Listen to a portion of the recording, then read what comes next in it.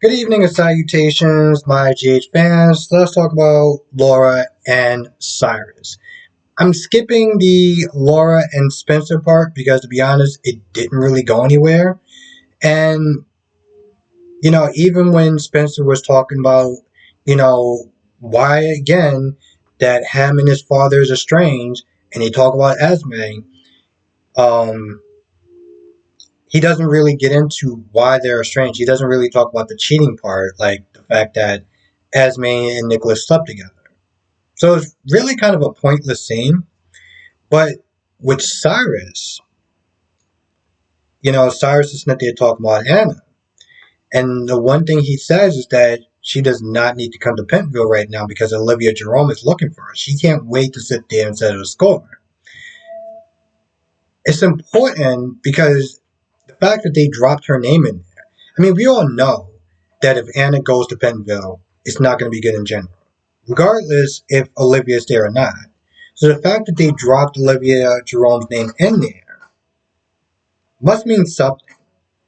Now, if I was sitting there theorizing stuff, just throwing out stuff, ballparking and everything, maybe she was the one that was behind the whole Anna mask. Which again, let's just put it this way: if they wound up doing like a mask story, that'd just be so stupid. Especially when we all know that Anna has a twin. But for some odd reason, it's like everyone just forgot about a twin. So, the running theory is somebody's wearing a mask and framing her and everything, which I've never liked those things. I've always found those to be so stupid.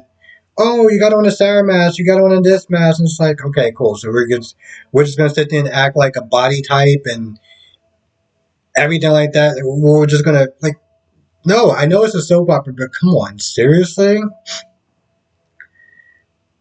Also, Cyrus is there talking to Laura about the fact that he's protecting Spencer in jail. And, Laura's like, no, leave him alone, stay away from him. And I was like, whoa, let's not do that, okay? The more eyes on Spencer, the better, okay?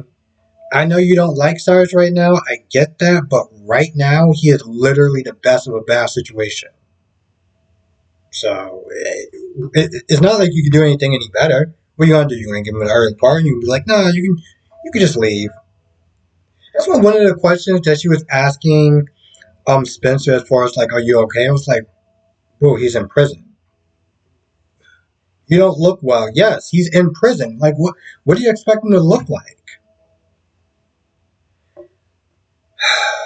Let's talk about Valentine and Anna and Sonny. Because all they do is really catch up. They talk about Dex for a little bit. Sonny does not seem like he's really that concerned for Dex at all. Especially seeing how he hung Dex up in a meat locker. He's not out there trying to look for him or anything like that. Just, yeah, he'll turn up. He doesn't really have a lot of places to go, so he'll find me eventually. That's pretty much his attitude. But he gets summoned, so he winds up leaving. And eventually Anna convinces Valentine that it's best for him and Charlotte for, you know, Valentine to kind of separate herself from Anna. And what I was surprised about was that Valentine agreed.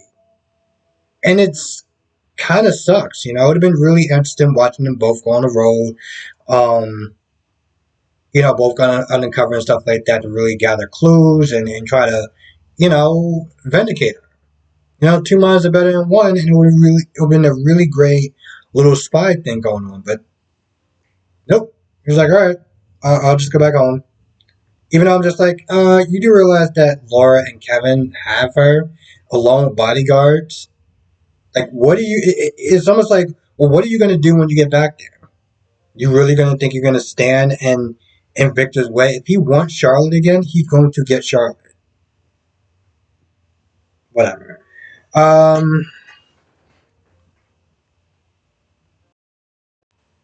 So yeah, Sonny gets summoned, but before that happens, I forgot this guy's name, but he's a U.S. Marshal. He barges on in Jordan's office, and he's like, "I'm so and so, U.S. Marshal, whatever." And she's like, "Well, I don't care if you're the damn CIA. I don't care if you're the Avengers. Okay, do not ever barge into my office like that." They talk for a little bit. It seems like it's still kind of rocky because she doesn't like the fact that this dude is coming in and he's taking over, and this guy just wants to get things done. He's like, "Yo, it's better for you if I come in here. We can sit there and help each other out, and it doesn't look like you're doing favors. You're trading, doing favors for a colleague." At some point, Sonny comes in, and the marshal's like, "Well, if you can bring in, if you could bring in Anna alive, that'd be a lot better. We can work something out. You can have friends in high places." But Sonny is pretty much like, "No, I'm good. I don't need any friends. Kick rocks." And that's when the marshal makes the threat of, "Listen, we're either going to bring her in alive or dead."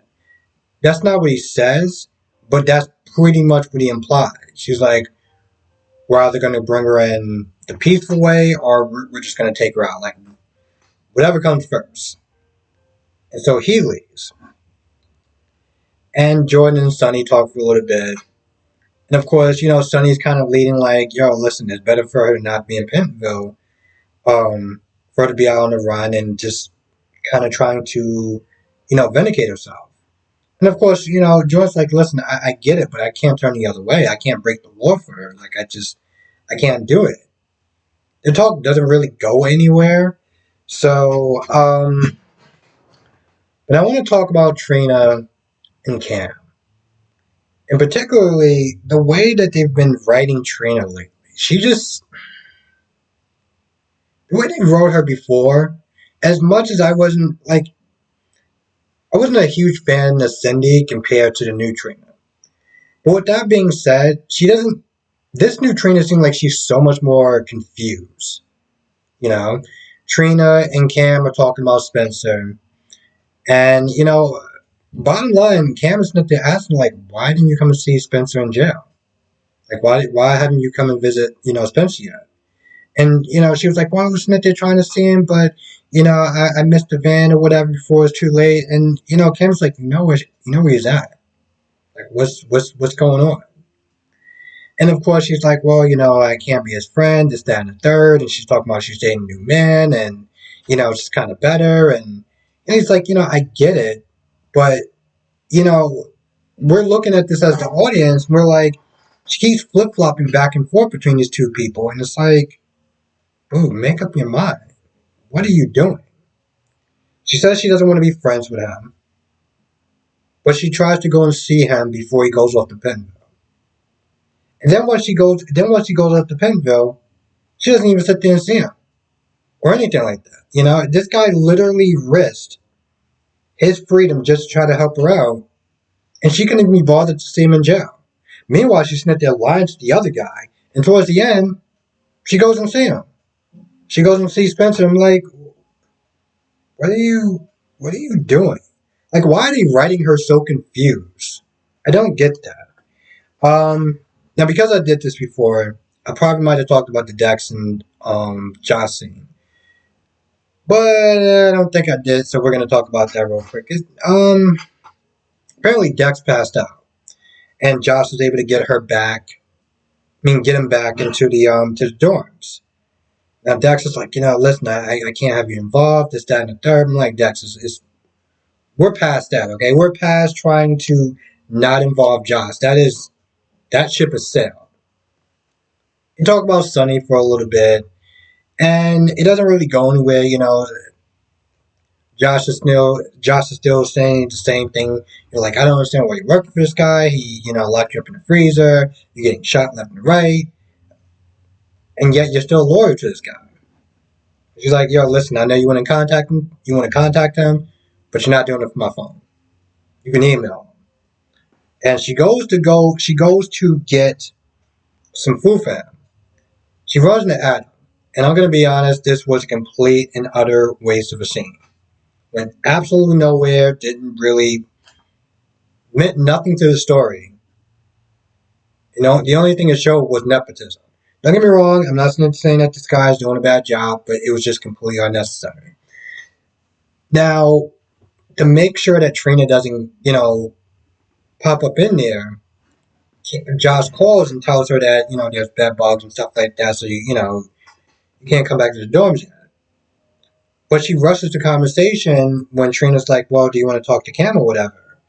And she's like, no, no, no, I can't really do it right now. So she just, rushes off. And Cam was like, does she just not want to talk to me? I was looking at this whole scene. I was like, man, I feel so bad for you, bro. Like, I really do. It's November sweeps weeks. We know it's going to end up happening with those two. So it's just a matter of time. What else happened in this episode? So the scenes between Austin and Britt was decent. After something happened, as far as like Britt was trying to drink something, and then she was coughing a lot. She was acting like she was hungover, and the minute that Britt, had a, let me put it this way. So, like, I kind of jumbled up my words for a minute. But when Austin was like, yo, listen, put out your hand, because he noticed that there was something that was wrong with her.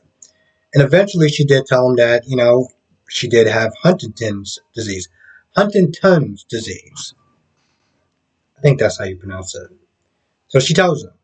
They talk about it for a little bit. She's not doom and gloom, but, she's looking at it like it's a ticking time bomb.